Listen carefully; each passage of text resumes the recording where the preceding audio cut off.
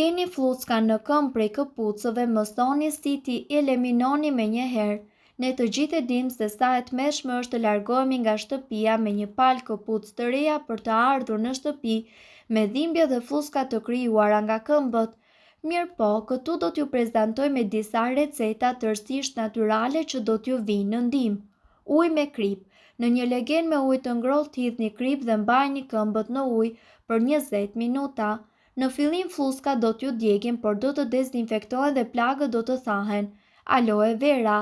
Lyeni fluskën me xhelin e aloe verës shumë herë në ditë. Ditën e nesërmes do të keni më asnjë shqetësim. Aloe vera që të thon në dhimbje dhe shëron plagët. Hudhër. Për këtë ilaç ju duhen 3 thelpi hudhër, 100 gram trumz. Në 1 litër ujë shtoni trumzën dhe lëreni të valojë.